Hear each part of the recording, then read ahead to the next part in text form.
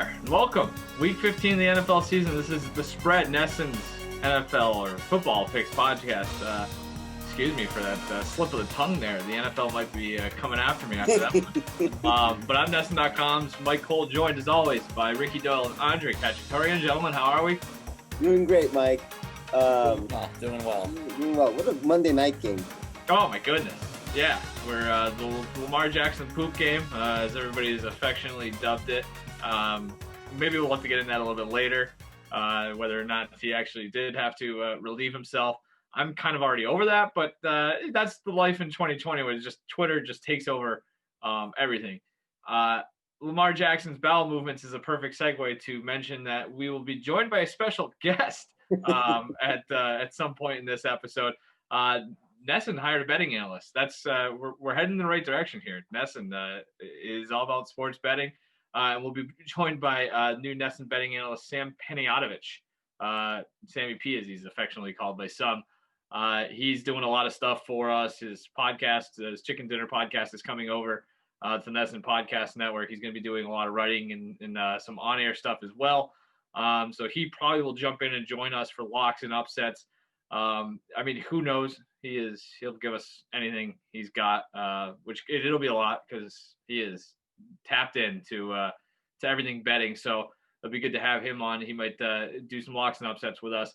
But before we get to that, let's do our own picks as we do every week. We do the three best games of the week. That is a very, very subjective term this week in week 15. We will do that, and then we'll get to our locks and upsets, and then we'll hit the dusty trail. Before we do that, though, Andre, how did we do last week? Ricky and I had a very good week. Both of us finishing 9-7. Mike, you went 6-10. I mean, you're still first. No, sorry. No, now you're second place in the overall standings. Ricky, 99 wins, leading the way. So feels very close, though. Yeah, we're all close. I have 96 wins. Mike, you have 97. We're all within 3 games.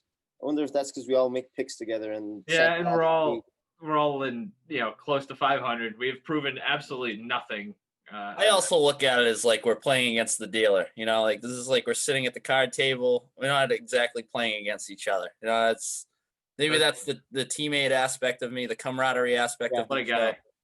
But yeah, I do feel like psychologically, since we've been doing this for 5 years, we have very similar strategies on how we approach games, and that's actually why I am interested in. We can talk to Sam when he comes on. I'm interested to talk to him about like his process and stuff, because he's not a professional bettor necessarily, but he does this a lot more than we do and probably looks at it differently. So I do agree with you. There is certainly some overlap. Like there is groupthink going on among the three of us. I mean, how many times have I changed a pick in the middle of the show? That's a good point. Yeah, Ricky says. That is literally, that's a good point. We need somebody to break us out of the echo chamber, if you will. Yeah. So reel us in. I might be doing that a little bit this week. Just the board looks weird to me this week, but let's get into it. Starting Sunday afternoon, we got Saturday games this week. We're not doing any of the Saturday games, but we got Buffalo, Denver, and Green Bay, Carolina on Saturday. That'll be a nice little Saturday treat for us. A Friday game too, right? What? No, we don't. I don't know why my fantasy football playoff said that the Minnesota Vikings game was on a Friday. I mean, you can never rule out a Friday game getting sprinkled in there. Yeah, we're not above Friday games. It's bound to happen at some point. But no, we have Saturday, Sunday, and Monday this week. Do we have Thursday too? Spreads. Big spreads. Chargers and Raiders. Oh, that's right. Yeah, we get games every week, every day of the week. It feels like. But we're gonna zero in on Sunday. We got the Seattle Seahawks, fresh off of their thumping of the New York Jets. They head to the nation's capital to take on the Washington football team. Seahawks come into this one 9-4. Washington 6-7. Question marks about the football team's quarterback situation with Alex Smith leaving with a calf injury. There's a report out from NFL Media's Tom Pelissero that they are optimistic he will play and they won't have to go to Dwayne Haskins. Total set at 44.5 here. Seahawks laying 6 on the road. Ricky, who do you like? Yeah, honestly, I don't think I really care who's a quarterback this week for Washington. I like them regardless. And it stems from, obviously, I'm getting the points here, but I think that defense is good, man. We were sort of, I don't want to pat ourselves on the back, but we were early adopters on this Washington football team defense. I mean, they're legit. They're up there. I'd say probably top 3 to 5 defenses in the NFL, solid against both the run and the pass. I mean, really, you could look across the board. You look at Football Outsiders DVOA, 4th in total DVOA, 4th on Pro Football Focus's overall defensive grades, 3rd in expected points contributed by the defense on Pro Football Reference. So, a lot of different analytical websites all really paint the same picture, which is that this Washington defense is really, really good. And then I look at the matchup, and I guess for me, when it comes to figuring out whether they're going to be able to slow down the Seattle offense, I kind of look back to that Rams matchup a few weeks ago, which the Seahawks lost 23-16, because I think that Washington's defense is able to pose some problems similar to what the Rams can. That game, Russell Wilson, lowest completion percentage of the season, lowest passer rating of the season for him, and second lowest adjusted QBR of the season for him. It's the only game in which he didn't throw a touchdown, and one of 3 games in which he threw multiple interceptions. So I just think that this is a situation where Washington can cause some similar problems.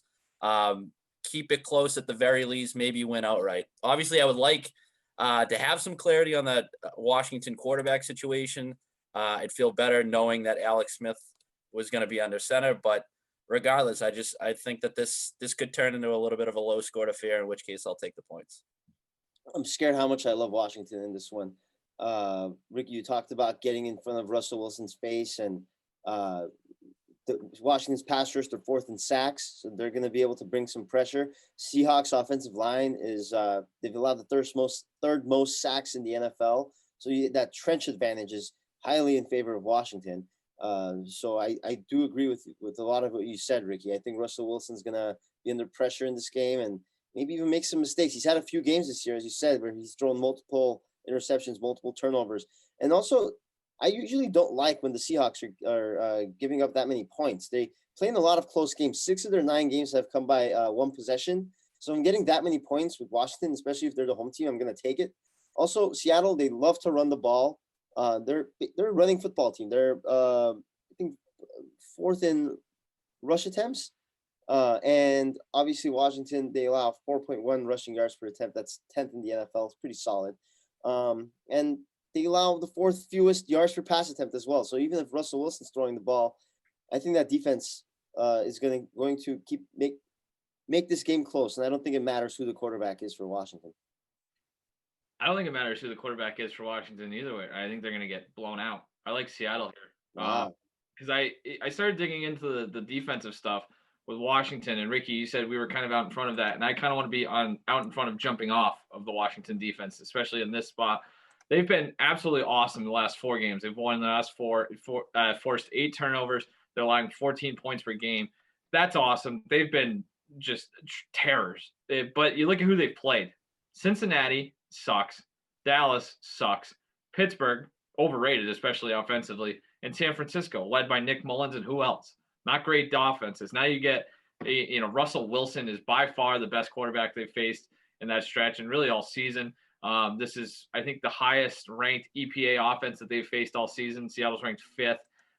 You look at the times that they haven't been perfect all season, that Washington defense. They've allowed 30 points 5 times. Cleveland, Baltimore, Arizona, the Rams, and Detroit. Like, those are, at least top half of the league offenses. So when they've been tested by good to or average to good offenses, they've struggled just the same as everybody else. And if they get down, they're not going to be able to match points. I don't care how, what you think of the Seattle defense or whatever. Like, I don't think, Alex Smith certainly doesn't feel like the kind of quarterback that can throw you back into a game if he plays. And Dwayne Haskins is, a mess as well, potentially at least. Seattle, it feels like Seattle's kind of starting to round into form. I know that that Giants game, that kind of feels like a blip on the radar or an outlier. But, this is the healthiest their running backs have been. Seems like Rashard Penny he's practicing as if he's going to play this week. They've just run the ball. They're ranked 1st in explosive run rate over the last 5 weeks. They're just kind of rolling. And they're getting Brandon Shell back on the offensive line this week. He missed the last 2 weeks. Quentin Dunbar in the secondary is coming back. So, like, Seattle feels like, they got that one bad loss out of the way. They responded very well last week. I think they're kind of, ready to get good for a stretch run here. My only concern, and this is kind of a point to you guys, is it could be a look ahead spot, like going on the road to face a meh Washington team when you got the Rams the week after is tough. But I think they go in there, take care of business. And like I said, I just don't see how, if they are able to even do a little bit on offense, I don't see how Washington keeps pace offensively. I will say this, though. Steelers were up 14-0 in that game 2 weeks ago, and that's a much better defense in Seattle. Washington came back and they won that but game. You could also say, too, like, if Seattle gets up 14-0, they're probably putting it away because they have a much better offense than Pittsburgh does. True, yes. They'll probably go back to their run. I can't believe how well. Also, I just want to make a correction. I said Seattle 4th in rush attempts. I meant to say they're 7th in yards per carry. It's an inaccuracy I just wanted to clear up. Wow, thank you. That is a gentleman. Like I said, I just can't get over how well Seattle run the ball lately. So I like Seahawks here. And it does feel weird laying 6 with a team that feels like it's just kind of fluky week to week. But I think that's my thing is that, like Andre, you mentioned the sort of the Seattle's knack for playing in close games. And so maybe that's like making me feel uncomfortable about laying this many points. Like I think I look at these two teams, and Seattle is a team that I absolutely hate laying more than a field goal. And I think Washington is a team where I love getting the points. So like I do think, like you said, Mike, that I think there is going to come a point where sort of things are going to start to regress, and maybe this is the week to sort of get ahead of that, where everybody sort of gets on Washington a little bit. They start to be overvalued, but it just seems like it's a lot of points. Yeah, I could see this 24-10, something like that, though. So I like, Only 3 of Seattle's wins have been by more than the possession. One of those was against the Jets. So they were impressive. So they were. All right. Also Sunday afternoon, NFC North matchup. This is how bad the week is, but we got 2 6-7 teams.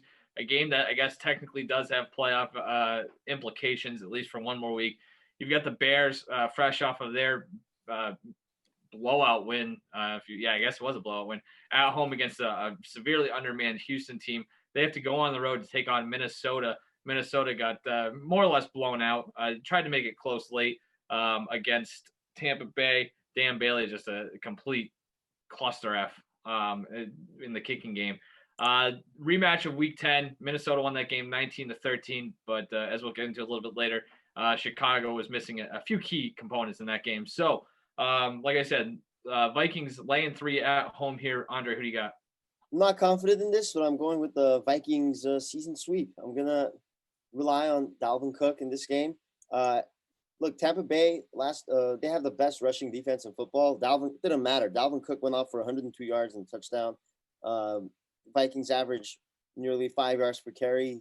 Running the football is in their DNA. Chicago's rush defense is solid, but it's nowhere near as good as Tampa Bay's. Pretty middle in the pack. So I think Minnesota still succeeds running the ball. And I'm not going to ignore the fact that the Vikings, their losses, most of their losses this season have come against really good teams. Packers, Colts, Titans, Seahawks, and Bucks. Those are all playoff teams with legitimate shots for the Super Bowl. So I'm not going to ignore that. And now the Vikings are playing the Bears, who don't have that caliber that those teams that I just mentioned do. Are 23rd in yards per play differential. Their offense stinks. Sure, last week they did well against Houston's atrocious defense, but Minnesota's more of a complete team. They're, I always joke that they're one of the best bad teams in the NFL, and I stand by that. So I'll take the Vikings in this one.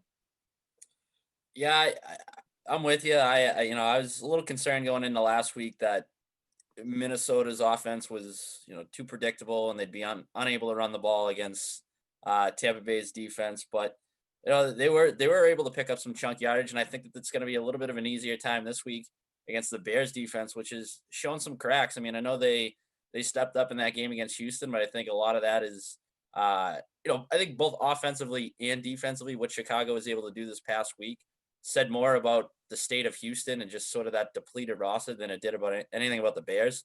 So I just look at the Vikings offense, third explosive play rate behind the Chiefs and Browns.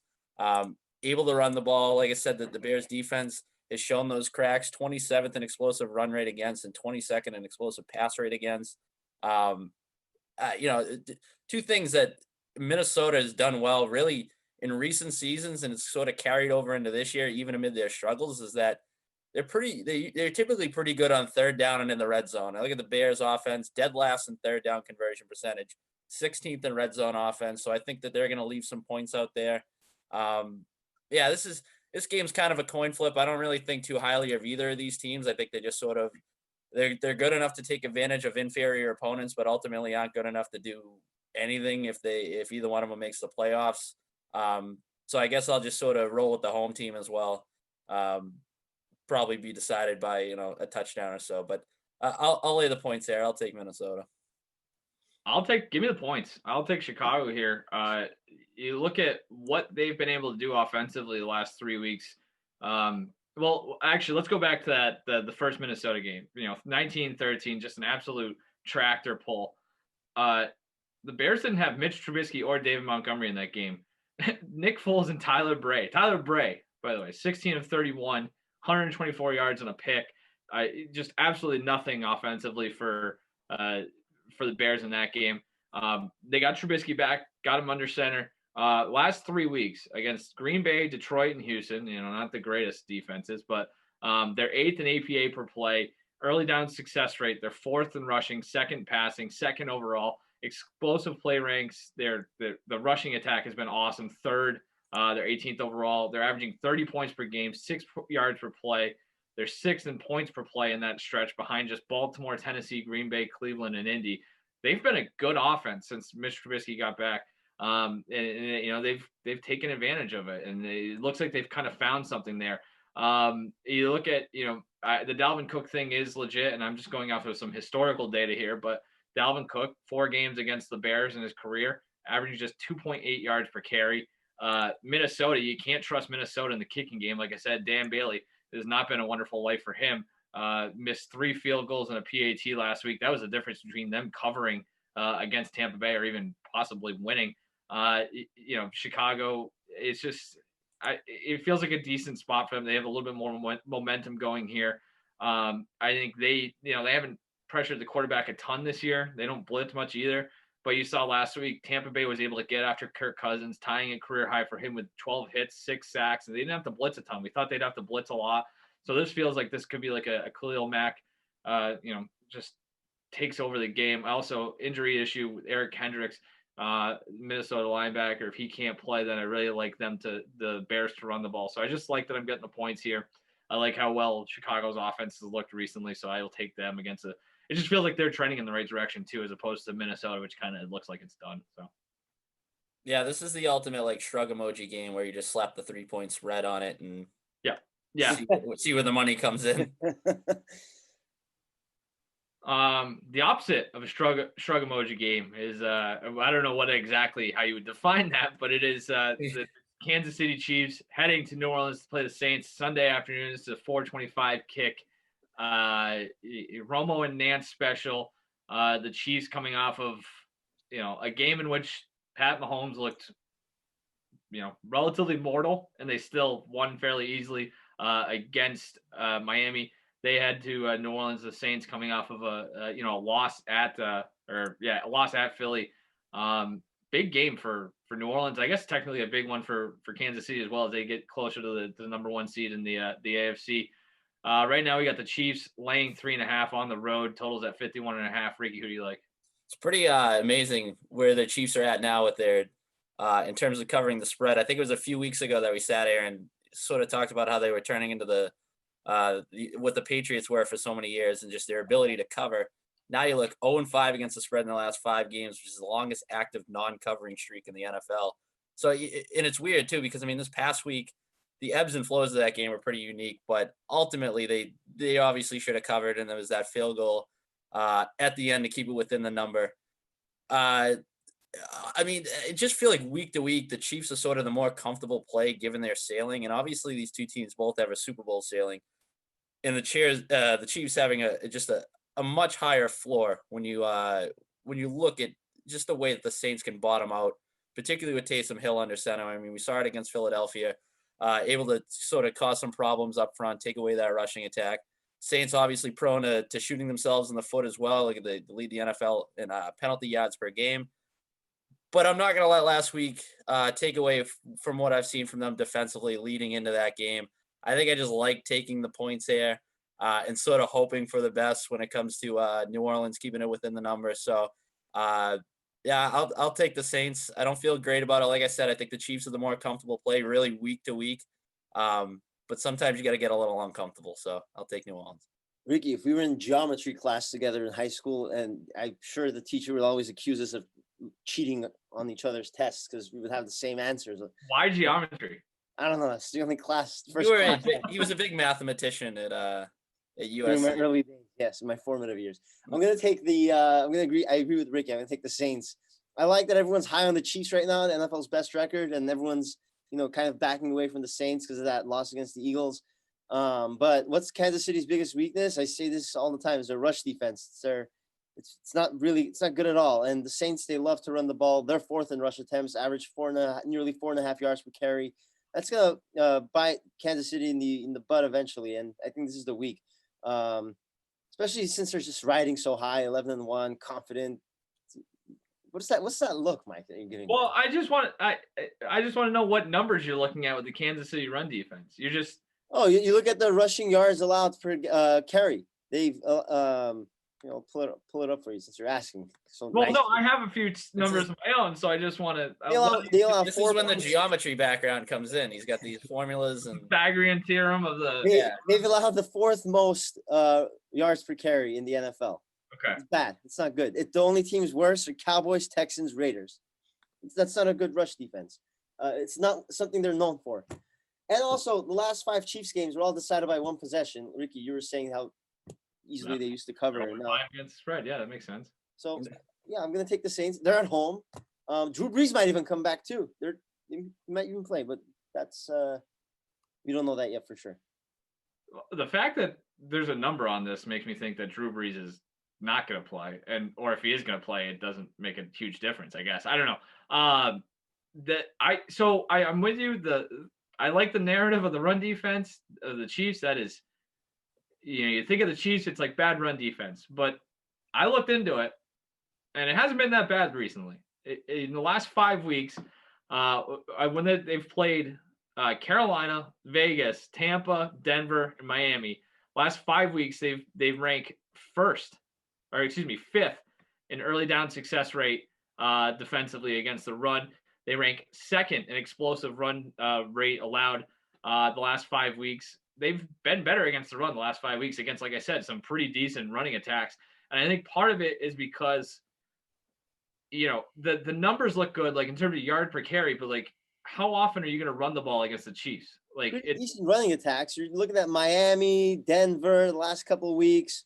Like, look, okay. I mean, I'm going to sit here and bite my tongue because what you're saying, Andre, is going to just only try to support our point. But I mean, all we got to do is look back to last year. Their run defense sucked last year, and they managed to win the Super Bowl. Yeah, so exactly. It's kind of irrelevant when it comes to the Chiefs, I feel. Right. Like. The numbers look great. It's like, so what happens how good is that running attack if it's 14-0 in the second quarter? Or how good is the run what does the run defense matter? Great. You gotta catch up 14 points against Pat. But that's not gonna happen against the Saints defense that they allow the 5th fewest yards per pass attempt, 3.7 yards per carry. That is a slight issue. Yes, I am concerned about that. Saints defense, you were forgetting about that. They're unbelievable. Yeah, and I mean the Saints defense is they have feasted on some bad teams recently too. Denver, that Denver game, wow, that was real impressive. That Saints defense looked awesome against some kid from JUCO or whatever. It was a wide receiver. But they also held Tampa Bay to 3 points, Atlanta to 9 points. Yeah, they're good, but like this is easily the best offense that they faced all year. There is a square element to this, to me taking the Chiefs. I admit that, but like I don't know, I'm not gonna bet against Pat Mahomes going up against Taysom Hill because like Taysom Hill is a whole nother thing. Like I think it's more likely that the Chiefs find a way to score against that Saints defense, and if they do, that running game for New Orleans goes out the window. And do you feel good about Taysom Hill throwing the football to get you back in the game? No. I don't love that at all. So it's more of just, I think it's more likely that the Chiefs can do something offensively. And if that's the case, I don't like how the Saints are built to get back into the game. Also feels like that 3.5 is like kind of baiting me into staying away from, remember that, Ricky, that old thing, like the 3.5 with, I think it was John Campbell at Oddshark did a whole deep dive into that, where it's basically the half points there to convince you that maybe it's not a great pick when smoke and mirrors. It might be yeah. So I don't know. It'll be a good game, I guess. I don't know. It'd be better if Breeze was playing, but I'm very down on Taysom Hill. I don't get it at all. I don't get the Taysom Hill thing. Maybe Jameis Winston comes in and saves it. That would be sick. Let's do Jameis Winston versus Pat Mahomes. That would be that's better than Monday night probably. So, Hammer the over. Sure, whatever. All right, let's get into locks and upsets or whatever we're about to do. But we are joined. If anybody's watching on YouTube, they're like, why is there just a random person sitting there? As we mentioned, Nessing betting analyst Sam Panayotovich. Did I say that right, Sam? You did, Mike Cole. Thank you very much. Nailing it. Is joining us here for locks and upsets. Actually, Mike Cole. Yeah. Oh, I didn't see the mark on the name. I didn't. What did they call it? Yeah, I always forget to put it in. But Sam, how are you? I'm doing great. I heard you guys talking about locks and upsets. You know, lock is one of my least favorite words in the space. So we're off to a great start. Like it's just like a hardo, like we're smarter than you thing. Nobody likes using locks. I get it. Yeah, I know. Fine. We'll show you how it's done. Maybe you can jump in if you want. We at least we have the guts to put it out there and look stupid every week. So, Andre, why don't you? Speaking of stupid, Andre, what's your lock this week? The bigger lock is probably fading our locks. Yes, well, that's the other thing too. So yeah, it's all relative. I really like for my lock. I like the San Francisco 49ers 2.5-point favorites against the Dallas Cowboys. I think people might be a little bit high on the Cowboys after they beat the Bengals this past week by a lot of points. And what are the 49ers? They didn't win, did they? But anyway, so I love San Francisco over Dallas. I think, again, people are high on Dallas. They're not very good. They took advantage of a very bad defense against Cincinnati. That 49ers defense is much better. They allow just 5.2 yards per play. Bengals allow nearly 6. So Andy Dalton's going to have a tough time against that defense. Plus the 49ers, we're going to have a probably really easy time against that horrendous Dallas defense, which, looked much better than it actually is against the Bengals. I like the Colts 7-point favorites over the Texans. I just spent a little time dumping all over Houston a little while ago, so I might as well come full circle with it. Much has been made about that receiving core in Houston, how depleted it's been. You got Will Fuller out, Randall Cobb out, plus Brandon Cooks missed this past Sunday's game. But I think the bigger concern there is that defense. Serious issues in the secondary on top of being unable to stop the run. Texans 27th in coverage and 31st against the run, according to Pro Football Focus. Only the Lions and Raiders grade out worse overall defensively. I just think this is a game where the Colts are going to be able to, sort of push them around up front, control the line of scrimmage, potentially on both sides of the ball. If you're big into trends, Texans 4-9 against the spread this season, tied with the Jets for the second worst mark in the NFL. Colts have dominated this matchup head-to-head, going 11-3-1 against the spread dating back to 2013. That includes a 5-game against the spread winning streak for Indianapolis in these head-to-head matchups. So just a lot sort of working in Indianapolis's favor here. But ultimately for me, it comes down just the state of the Texans. Yeah, I like the Browns Sunday night, flexed into Sunday night at the Giants. The Browns laying 3.5 right now. Giants, nice story. Odell Beckham revenge game. Yes, yeah, exactly. That would have been awesome if he was playing. But I look at the Giants' run defense last 5 weeks. 30th in EPA allowed per play against the run. 31st explosive run rate allowed. 15th early down success rate stopping the run. Cleveland averaging almost 170 yards on the ground last 5 weeks. They're 4-1 in that stretch. The only loss obviously coming Monday night, which was a relative coin flip. They're averaging 28.4 points per game. Similar to the Chiefs-Saints game, if Cleveland gets up early by running down Giants' throat, basically, I just question how much firepower the Giants have to get back into that one. So I will not be scared by that number. I'll take the Browns to bounce back, despite the fact though that the Browns are now, what are they, like 9-4, something like that, and they have like a -19 or -20 point differential. That seems bad. So they're probably not as good a record indicates, but I think they get back on the winning track this week. Sam, you don't have to have a lock. Is there anything you like this week? We'll let you call it whatever you want. Yeah. Yeah. I like Philadelphia, Arizona over, and this market's moving up too. There are two things I did to Philly after the last game. I downgraded their secondary on defense, and I upgraded their offense because they didn't really have many negative plays. Carson Wentz was one of the most sacked quarterbacks in the last 3 years of the NFL, but Jalen Hurts was moving the chains and moving the ball, getting positive plays. I also think Arizona was shackled in their last couple of games. Patriots, Rams, and Giants. On the surface, what do they all do well? They slow the game. They stop the run. I mean, 3 good defenses on the surface. This could be a track meet. It's like when you wear ankle weights and then you take them off and you can run. This is one of those games, I think, for Arizona, because Philly sucks on defense. And we know Kingsbury, they're going to go for it on 4th and short. They play the numbers. This total has gone from 47.5 to 48.5. I see a couple 49s right now on the board. Don't wait until Sunday either, Andre. Don't wait, because this might get to 50. Whatever you have right now, if you have 48.5, go over right now. This game will be in the 30s, but always get the right number. I'm even seeing 49.5 in some spots too. So it is climbing to that point. Ricky, what do you got? Any upset? Let me see here. Upset. I think I'll take the Falcons. 6-point underdogs against the Bucs game in Atlanta. Obviously, Tampa Bay benefiting last week from Dan Bailey's inability to kick the football. Falcons, meanwhile, should have won and covered against the Chargers if not for that late game interception by Matt Ryan. I just think we're seeing some regression from that Bucs defense as the season has gone on. And meanwhile, some improvement from the Falcons defense since Dan Quinn's dismissal. So, I think that this is a spot where Calvin Ridley could find some success against Carlton Davis, who we saw what Tyreek Hill did to him a couple of weeks ago.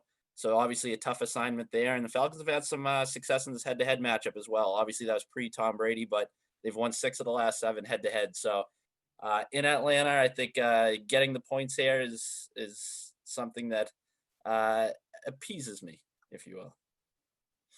I like New England over Miami, 2.5 point underdogs. I go back to this stat a lot. It's Bill Belichick against inexperienced and young quarterbacks. Since 2005, Patriots and Belichick are 58-9 against quarterbacks who have made 16 or fewer starts in their careers. Tua Tagovailoa is obviously a young and inexperienced quarterback. Those quarterbacks have a total of 68 touchdowns and 80 interceptions in those games. Sure, not all those quarterbacks that Belichick faced were first-round draft picks, but the last inexperienced quarterback the Patriots faced was Justin Herbert, and the Patriots won that game 45-0. So this is a must-win situation for the Patriots. I think they throw everything at the Tagovailoa and the Dolphins. That's a total I might be on the under on, although it's going to probably drop. 41.5. I feel like not a lot of points scored on either side, because that's the thing. The Miami defense has been good. The Patriots offense stinks. For my upset, I've got Ricky. The NESN.com's picks column championship, the spread championship, whatever you want to say, I think gets decided this week, because you and I are on the opposite side of a lot, and you had Indy as your lock. Well, I've got Houston as my upset. I like the Texans here. We go back, what was it, a couple weeks, a game that, Houston almost won that game. Now my screen's all messed up. Houston almost won that game against Indy. They had the ball late driving. They turned it over, and that was that. I think Brandon Cooks is going to be back this week, so I like that. You also look at the Indy passing defense the last 5 weeks has been really bad. So I don't know. I think, Deshaun Watson kind of has one more strong game this season. Keeps them close, and I like them. If this game is tight late, I trust Deshaun Watson more than I trust Phil Rivers. So I would not be surprised to see Houston kind of really throw a wrench into this entire playoff picture by beating the Colts on the road, getting 7 points there. So not buying the T.Y. Hilton late season renaissance. No, T.Y. Hilton porked my fantasy team this season. I dropped him, and now he looks good. It's just maybe that's part of it. I just want nothing to do with the Colts right now. They stink, and I hate them. Sam, do you got anything? Do they have to win outright, or can they cover? I need the rules. Typically, we've been debating that for 5 years. As predicted here by me a few weeks ago when I had Washington outright beating Pittsburgh. I mean, we like to put our marbles on the table here, but you can do whatever you want. You're the guest in our house. You brought up guts and marbles now in like 5 minutes. I love that. That's amazing. All right, let me give you 2. How about that for guts and marbles? All right. No, only one here. Only one. Too many guts. All right, give me Chicago. 1.5. Don't take the over. Chicago +3. Chicago Bears win the game outright. They're a better team with Mitch Trubisky. They just are. And the offense moves up and down the field. I will say this, because I've been in Chicago and I've covered this team for years here. With Nick Foles, they almost had to play the perfect game defensively. They had to go up, and then the defense had to hold you to 20 points or whatever. With Trubisky, they can at least move the ball. They can come from behind. And let's not forget, Mitch has been really good as a starter this year. I think he's 4-1 as a starter, and the only loss came to the Green Bay Packers. So they play better with Trubisky, even though everybody wanted to bench Trubisky for Foles. Look at this number, too. Las Vegas books opened at 3.5, Minnesota minus 3.5. And right away, the first thing that happened in the market, that hook went away, down to 3.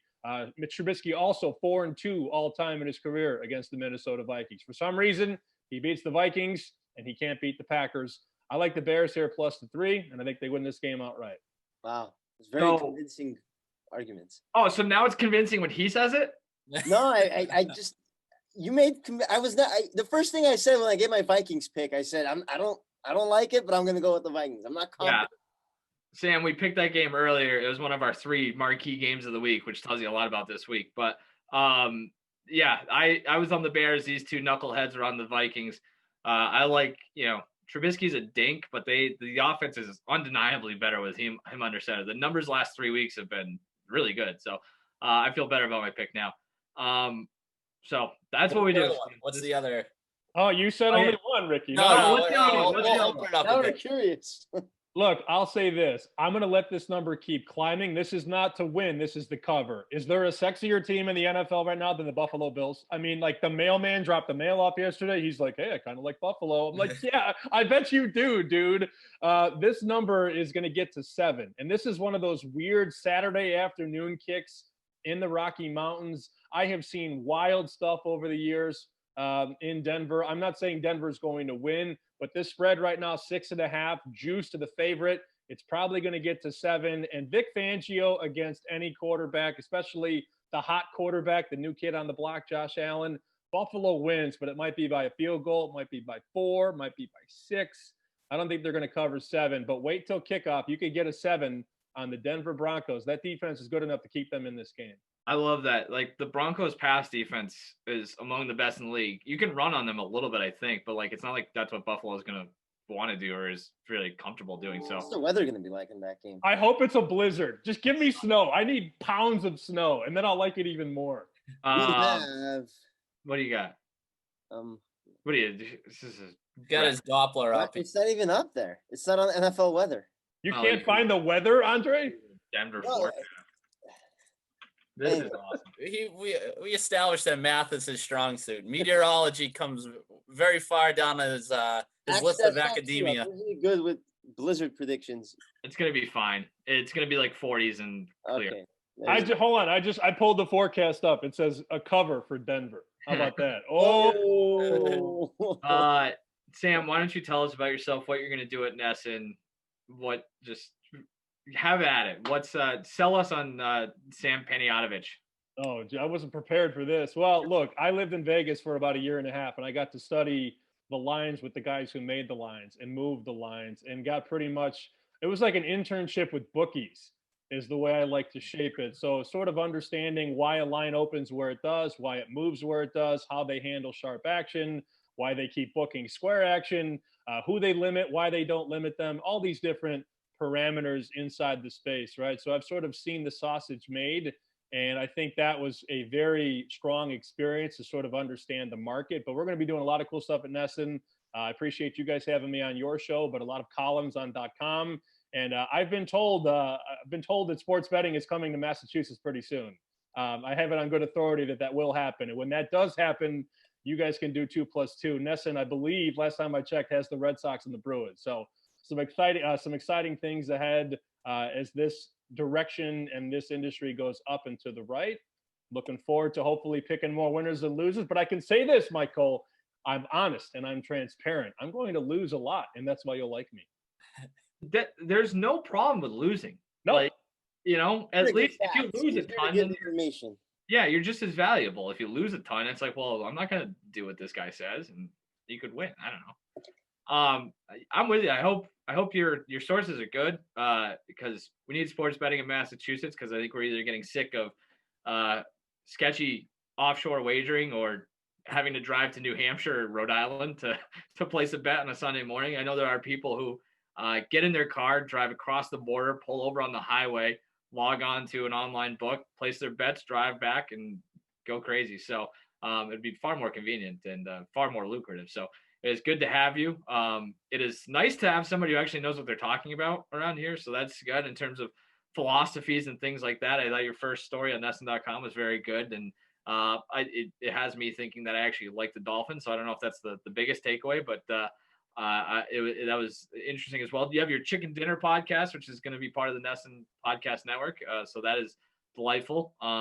You'll be on After Hours, all that. So basically, this is a warning to the entire public that you're going to be seeing a lot more of that face and hearing that voice a lot more, for better or worse. So welcome aboard, I guess. Welcome aboard, I guess. Thank you, guys. This all sounds nice, but after talking to us, he's probably gonna hand in his 2 weeks once the second gets off this podcast. I'm stuck here. I'm stuck here for a while. Before we go, Sam, do you got anything for college football championship weekend? This is too many points for the Florida Gators, boys. I mean, I understand Alabama has covered against everybody pretty much this season, and they've covered in the first half. I saw their last 7 games. They've covered by 14 points or more, but they also haven't played any of the big boys. Even Georgia this year isn't as strong as they were on the surface coming into the season. Kyle Pitts, I believe he's going to play. He is a top 5 pick in the NFL draft for the Florida Gators. He is a guy that's going to give them problems over the middle. I'm not saying Florida's going to win, but I think them losing to LSU makes Alabama even more obvious. And this number is 17 right now. Alabama laying 17 points in a conference championship game. We know Alabama's going to score. That defense can be had, though. This game could be, 49-31, 49-35. I think Alabama's going to score a lot, but I think Florida's going to hang in there. This number's going to keep climbing up too. But I like 17 points with the Gators. Just keep it close. Give me a couple touchdowns here and there. It is. It's not your father's SEC anymore, that's for sure. And as long as LSU doesn't throw any shoes, I like their chances as well. So yeah, no doubt. Remember that drink, Mike? Not your father's root beer. Yeah, that was oh my God, I was addicted to that stuff for a summer. Probably gave me like that was a drink of 2015 summer. Yeah, it gave me like 3 cavities, 20 pounds, and now I can't even. Very unhealthy. Holy moly. Great drink, though, for that one summer. And that's the final thought, Sam. Thanks for joining us. Make sure to check out Sam's stuff on NESN.com. Follow him on Twitter. Subscribe to his podcast. Subscribe to our podcast as well. And we'll be back again next week.